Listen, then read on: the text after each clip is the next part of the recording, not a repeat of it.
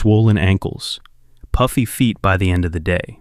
Most people blame it on standing too long or just getting older. I need to tell you something most doctors won't say in a 12-minute appointment. In a lot of cases, that swelling isn't from your feet at all. It's your heart, your kidneys, or your veins sending you a warning. And the location of the swelling tells you which one. I'm Dr. Mason Vale, and after 15 years of practice, I've learned that swelling is one of the most ignored symptoms in medicine, mostly because it comes on so slowly that people adjust to it instead of questioning it. Let's start with the basics. The medical term is edema, and it simply means fluid has leaked out of your blood vessels and pooled in the surrounding tissue. Your circulatory system is a closed loop. Arteries push blood out, veins bring it back, and your lymphatic system quietly drains the extra fluid your blood vessels leave behind.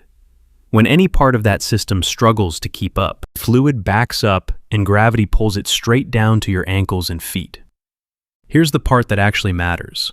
Where the swelling shows up and how it behaves points to a different cause.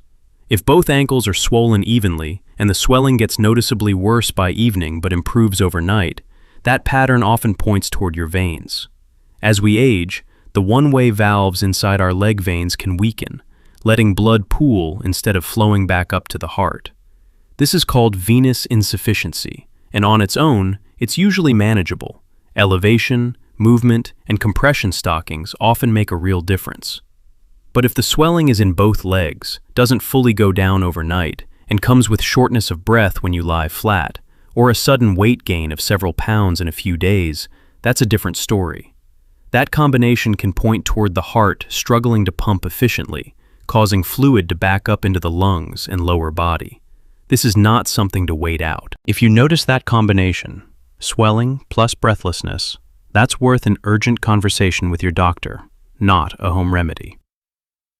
There's a third pattern. Swelling around the eyes in the morning, foamy urine, and puffiness in the legs together can point toward the kidneys struggling to filter properly, allowing protein to leak out and fluid to build up in the tissues instead of staying in the bloodstream where it belongs.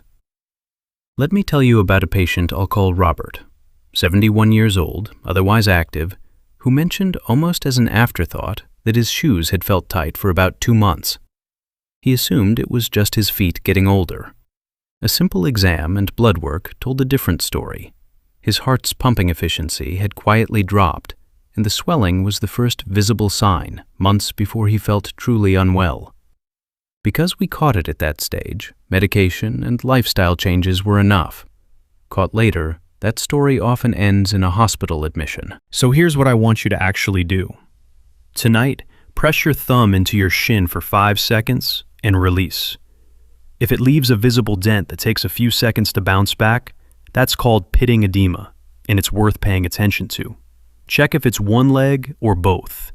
One swollen leg, especially with pain or warmth, needs same-day medical attention, since that can signal a blood clot. Check if it improves after a night lying flat. If it doesn't, or if you're also short of breath, don't wait for your next scheduled appointment. Swelling by itself is rarely an emergency, but swelling that doesn't fit the simple pattern, worse at night, gone by morning, no other symptoms, is your body's way of asking you to look closer, not push through it.